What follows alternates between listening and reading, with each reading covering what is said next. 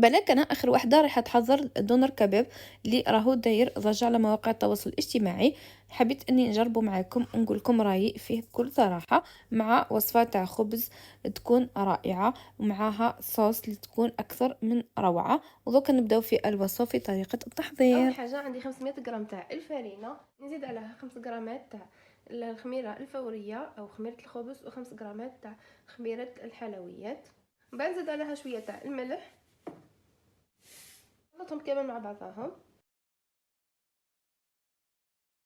ونزيدو 2 مغارف كبار تاع الزيت. هنا عندي علبه تاع ياغورت ناتور اللي تكون بحراره الغرفه. نخلط كامل المكونات مع بعضهم،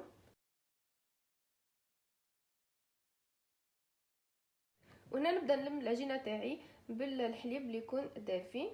كميه الحليب من 230 مليلتر حتى 240، يعني على حسب الفرينه تاعكم اذا كانت تشرب ولا لا. نبقى نضيف بالتدريج حتى نتحصل العجينه اللي تكون طريه.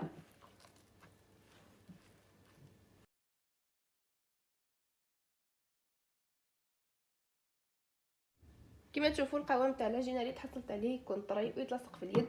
ندلكها شويه. كما تشوفوا العجينه راهي تلمت لي، مي بقات تتلصق، يعني لازم تكون تتلصق لكم العجينه هكا باه تكون ناجحه. يعني نحطها في الريسيبيون، من بعد نغطاها بابي فيلم ونخليها حتى تخمر لي مليح وتظهر في الحجم تاعها.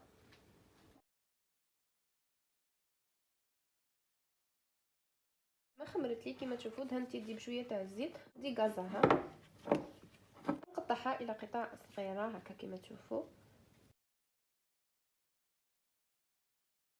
نحلها بالحلال، واذا كانت تلصق لكم تقدروا تعملوا لها شويه تاع الزيت، سينو تقدروا تعملوا شويه تاع الفرينه هكا باه تحلوها مليح. من بعد ما خبزتهم حطيتهم في بلا اللي فيه بابي كويسون، ونغطيهم ونخليهم حتى يخمروا لي مليح ويضاعف الحجم تاعهم.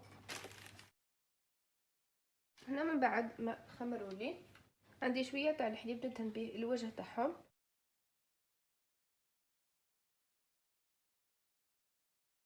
وهنا من بعد ما كملت دهنتهم بالحليب ندخلهم للفور على 250 درجه، يكون سخون مليح مده 15 دقيقه حتى يتنفخوا لي ويولي لي الكولر تاعهم ذهبي، ونخرجهم. هذه هي الريزلطات تاع الخبز كما تشوفوا. نحطو في سيرفيات هكا باه يبقى لي طري، ومن بعد نقطعو معاكم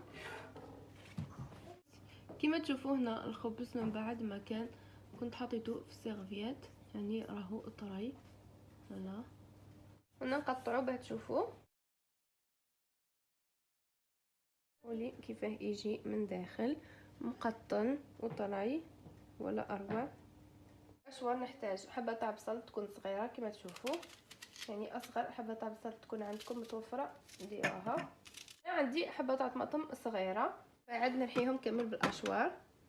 هنا عندي 700 غرام تاع لافيونداشي اللي نزيد عليها هذاك البصل والطماطم اللي كنت رحيتهم. نضيف عليها علبه تاع ياغورت ناتور. بالنسبه لي زيبيس نحتاج شويه تاع الملح، نزيد شويه تاع فلفل اسود، وهنا عندي شويه تاع فلفل احمر مدخن، حمض بنه هايله. لي زيبيس تاع الكباب او توابل الكباب اللي تقدروا تعوضوهم بالتوابل تاع الشاورما. الصوص تاع الثوم اللي يكونوا مرحيين.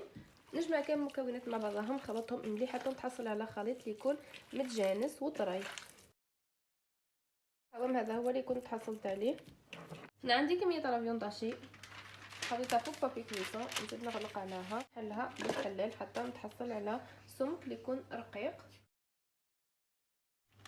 هنا كما تشوفوا كيفاه تجي، لازم تجي رقيقه، ومن بعد نرولها بهذه الطريقه. وهكا الكباب تاعي راهو واجد، ندخلو للفرن.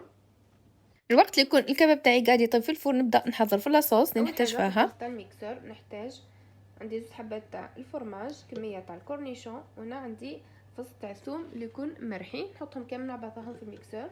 هنا عندي 2 علب تاع ياغورت طبيعي، نزيد عليهم 2 مغارف كبار تاع المايونيز، مغرف صغيره من لاموطارد، نحط شويه تاع الملح وشويه تاع فلفل اسود، ومغروف كبيره تاع زيت زيتون، ونرحيهم كامل بالبراميكسور.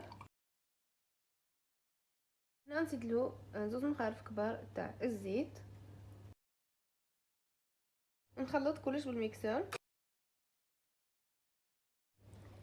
هذا هو القوام تاعها. نحطها في الفريغو حتى وقت التقديم ونرجع لكم. وهنا كان دونر تاع الكباب تاعي خرج لي من الفور، كان طابلي كما تشوفوا معايا، يجي رقيق خلاص. هنا نبدا نحيلو هذوك الاوراق تاع البابي كويسون، بعد نبدا نقطعو هكا عشوائيا، يعني كان سخون خلاص ما كنتش قادره من با نحكمو. نعاود نرجعو للفور، يعني جوست ما يتحمر لي شويه ونخرجو.